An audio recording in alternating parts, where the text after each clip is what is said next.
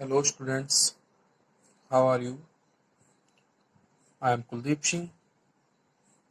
Welcome back again. Today we will start our new lessons entrepreneur and entrepreneurship.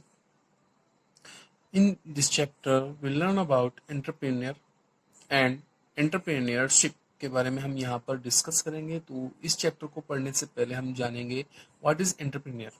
ठीक, let's see. An entrepreneur is a person who establishes a business or a venture that generates some value to the customer and proves to be profitable for him. यहाँ पर entrepreneur की बात कर रहे हैं। Entrepreneur क्या है? एंटरप्रेन्योर एक पर्सन है जो कि बिजनेस इस्टेब्लिश करता है। अगर हम सीधे सीधे टर्म्स में ये कहें कि कोई पर्सन जो कि बिजनेस इस्टेब्लिश करता है उसको एंटरप्रेन्योर कहते हैं। An entrepreneur starts a new business with an eye on what he identifies as an unmet need in the market and works to fulfil. Entrepreneur start a new business. कैसे new अपना business start करता है? Market पे नजर रखता है और market की क्या रिक्वायरमेंट है उसके अकॉर्डिंग वो अपना बिजनेस ओपन करता है। A business venture needs to have a novel element और process to make its acceptable and throwing in the market. Entrepreneur business अपना मार्केट के अकॉर्डिंग मार्केट की क्या रिक्वायरमेंट है उसके अकॉर्डिंग अपना बिजनेस डेवलप करता है। सपोज दैट आपके लोकेलिटी में कोई परचून की शॉप है। परचून की शॉप तो वो वैसे भी कर रहे हैं, लेकिन अगर वो कहें कि हम आपसे 1 रुपए या 2 रुपए ज्यादा लेंगे, 1 और 2 रुपीज एक्स्ट्रा चार्जेस करेंगे और आपको हम ये फैसिलिटी प्रोवाइड कराएंगे कि आप ऑर्डर दें हमें और हम आपको प्रोडक्ट घर पे पहुंचा दें, तब आपकी क्या होगा? आप चाहेंगे कि हम 1-2 रुपए एक्स्ट्रा चार्जेस कर लें और हम फैसिलिटी घर पे मिल जाए। तो यही एंटरप्रेन्योरशिप है कि मार्केट के अकॉर्डिंग आप अपना बिजनेस एस्टेब्लिश करते हैं। और अगर बात करते हैं एंटरप्रेन्योरशिप की, तो entrepreneurship can be describe as starting a business by using the resources available to a person.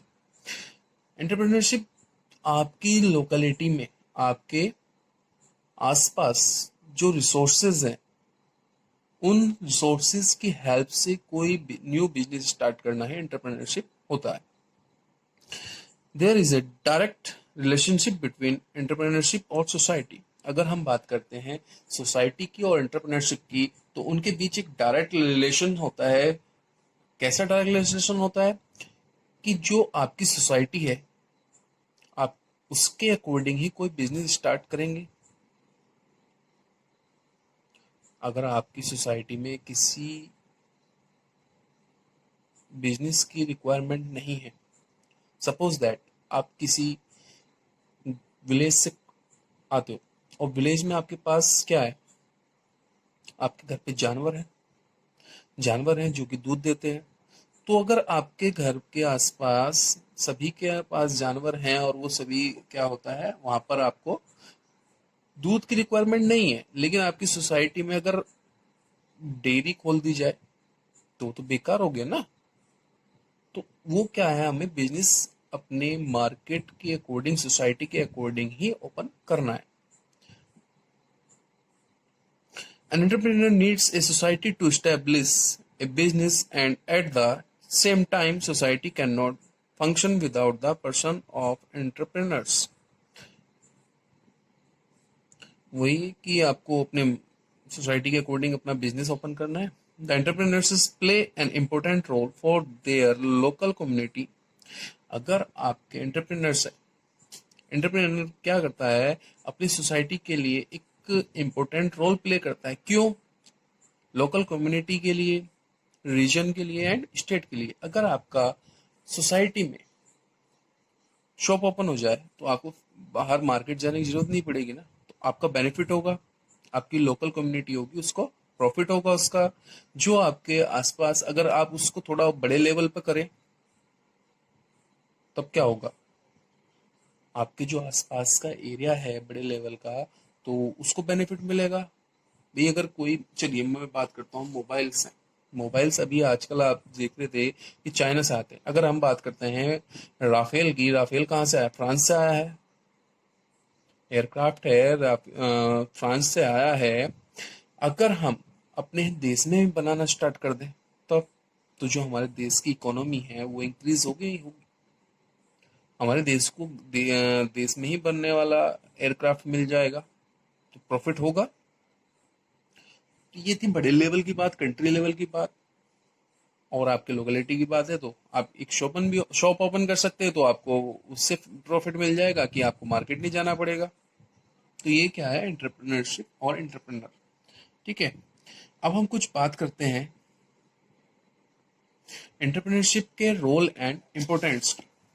अगर मैं बात करता हूँ role and importance of entrepreneurship, तो सबसे बड़ा बेनिफिट रोल क्या है, role and important.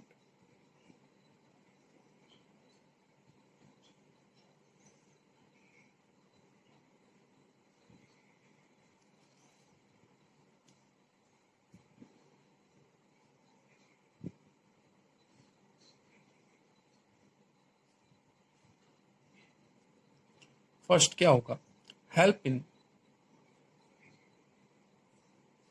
Wealth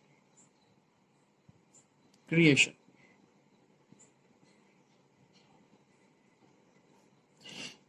entrepreneurs क्या करता है, एंटरप्रेन्योरशिप आपकी हेल्थ हेल्प करता है किसमें, वेल्थ क्रिएशन में। जब आपका कोई बिजनेस होगा तो वहां पर आपका क्या होगा, धन निर्माण होगा नहीं होगा। भाई आप कोई बिजनेस करते हैं तो वहां पर आपको प्रॉफिट मिलता है, प्रॉफिट कहाँ जाता है, आपका इनकम इंक्रीज करता है ना। तो entrepreneurs has proven to be beneficial for the society in terms of wealth creation for the entrepreneur and the people involved.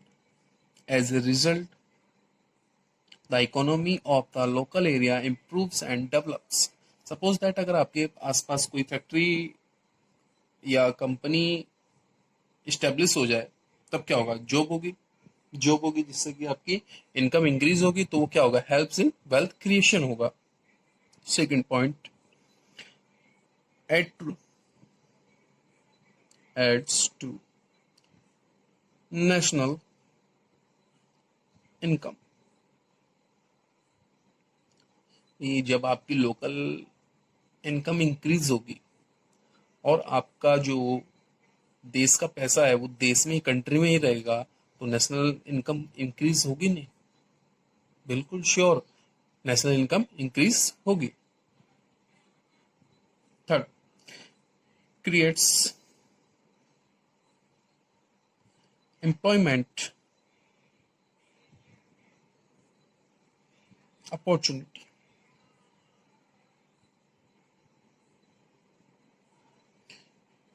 अगर आपके आसपास कोई कंपनी ओपन होती है तो वहां पर रोजगार, एम्प्लॉयमेंट अपॉर्चुनिटी इंक्रीज होगी। भाई एक कंपनी है, कंपनी में एक दो बंदा तो वर्क करता नहीं है, वहां पर ज्यादा बंदे वर्क करेंगे ना, पर्सन ज्यादा वर्क करेंगे तो एम्प्लॉयमेंट इंक्रीज होगा।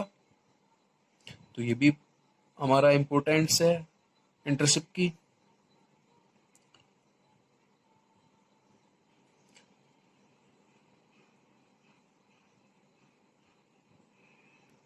नेक्स्ट है आपका improve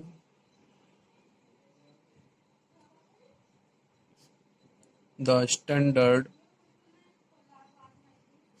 of living.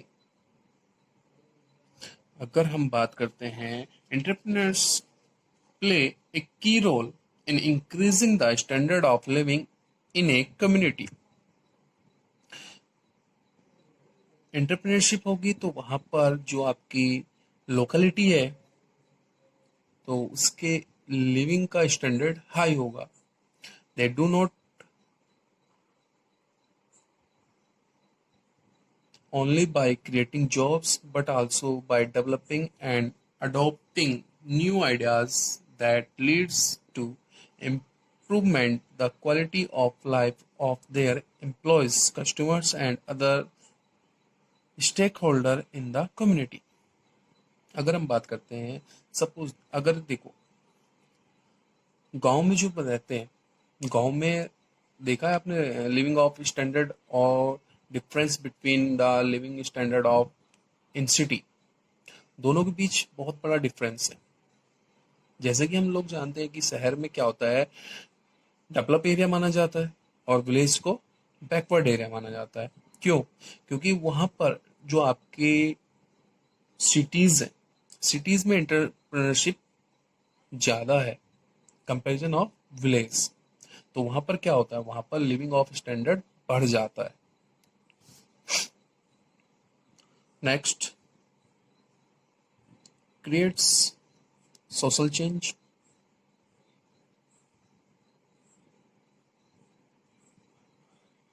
Next point है आपका क्रिएट सोशल चेंज.